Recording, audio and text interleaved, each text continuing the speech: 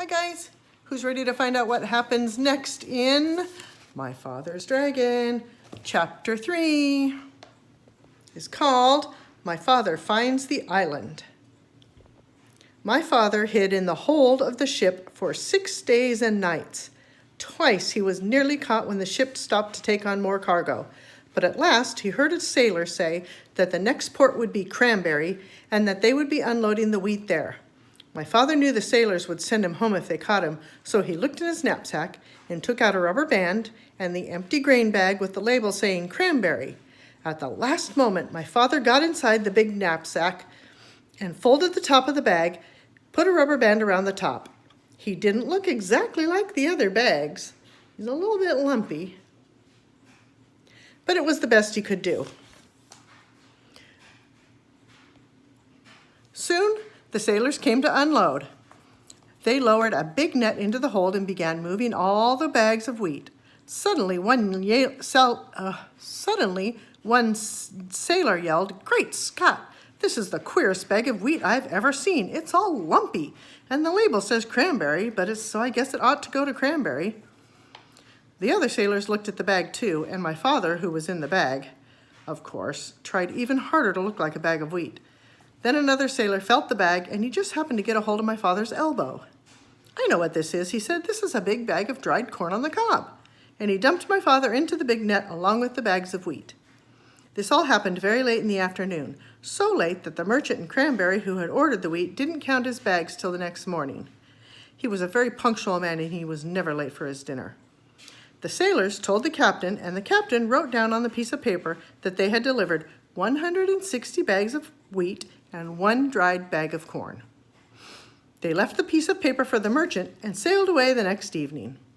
My father later heard that the merchant spent the whole next day counting and trying to find the bag of dried corn. But he never found it, because as soon as it was dark, my father climbed out of the bag, folded it up, and put it back in his knapsack. He walked along the shore to a nice sandy place and laid down to sleep. My father was very hungry when he woke up the next morning.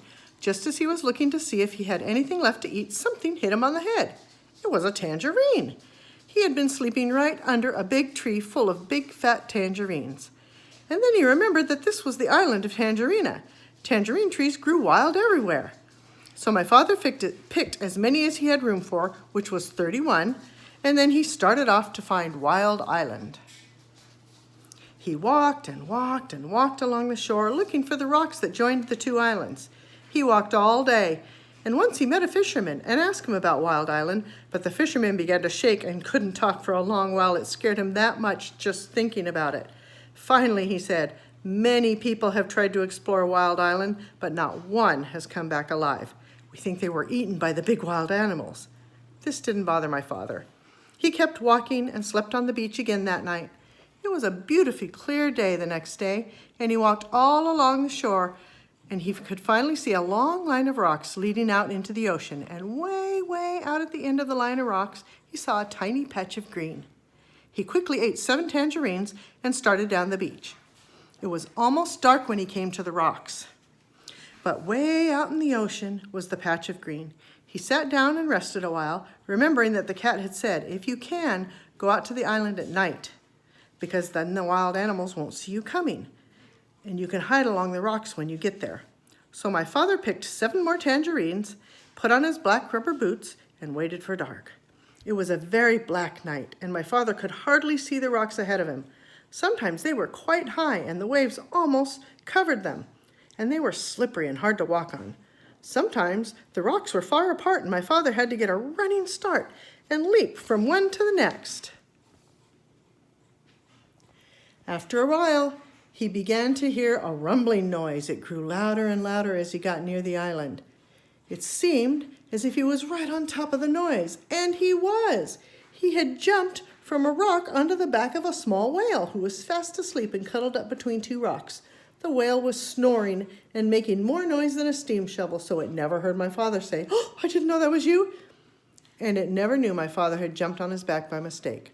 For 7 hours, my father climbed and slipped and leapt from rock to rock, but while he was While it was still dark, he finally reached the very last rock and stepped off onto Wild Island. So you have to wait for chapter 4 to find out what happens next.